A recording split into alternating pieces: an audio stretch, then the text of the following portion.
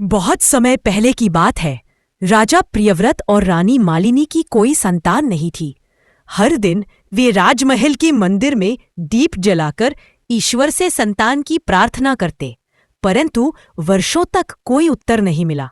एक दिन महर्षि कश्यप उनके महल आए। उन्होंने कहा, हे राजन, पुत्रेष्टि यज्ञ करो, देवी षष्ठी की आराधना करो, वे ही संतान की अधिष्ठात्री देवी है। राजा ने यज्ञ करवाया। कुछ महीनों बाद रानी को गर्भधारण हुआ। पूरे राज्य में उत्सव मनाया गया। जब संतान का जन्म हुआ तो वह मृत था। राजा प्रियव्रत का हृदय टूट गया। उन्होंने अपने पुत्र को गोद में लिया और विलाप करते हुए बोले, हे ईश्वर, यह कैसा न्याय है? वर्षों की तपस्या का यह फल।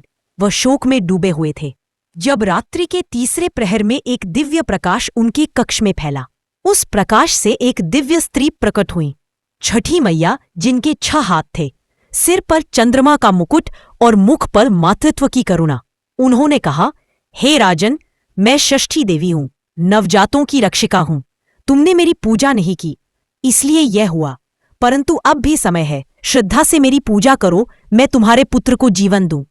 राजा ने अगले दिन षष्ठी तिथि को व्रत रखा। नदी किनारे जाकर सूर्य को अर्घ्य दिया और छठी मैया की पूजा की। जैसे ही अर्घ्य समाप्त हुआ, महल से एक सेवक दौड़ता हुआ आया। महाराज, राजकुमार की सांसें जलने लगी हैं। राजा और रानी दौड़कर पहुंचे। उनका पुत्र जीवित था, आंखें खोल चुका था। पूरा राज्य जय छठी मैया के जयघोष से गूंज उठा। तभी से छठ पूजा की परंपरा शुरू हुई, जहां सूर्य देव और छठी मैया को अर्घ्य देकर संतान, आरोग्य और समृद्धि की कामना की जाती है। राजा प्रियव्रत का पुत्र अब स्वस्थ था, पर राज्य के एक गांव में संतानहीनता और रोग फैला हुआ था।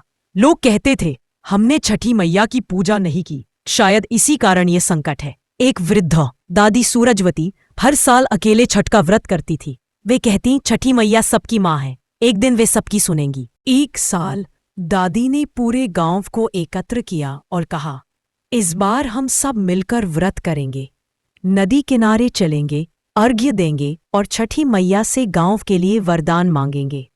गांव की स्त्रियां, पुरुष, बच्चे सबने मिलकर घाट सजाया।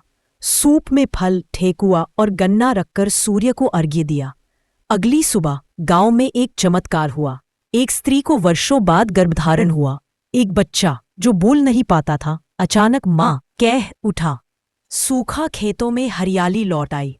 लोगों ने देखा, घाट पर एक दीप्तिमान स्त्री खड़ी थी, छठी मैया। उन्होंने मुस्कराकर कहा, जहां श्रद्धा है वहां मैं हूं, जहां सामूहिक प्रेम है वहां मेरा वरदान है। तभी से उस गांव में सामूहिक छठ पूजा की परंपरा शुरू हुई। हर साल लोग मिलकर घाट सजाते, गीत गाते और छठी मैया को धन्यवाद देते।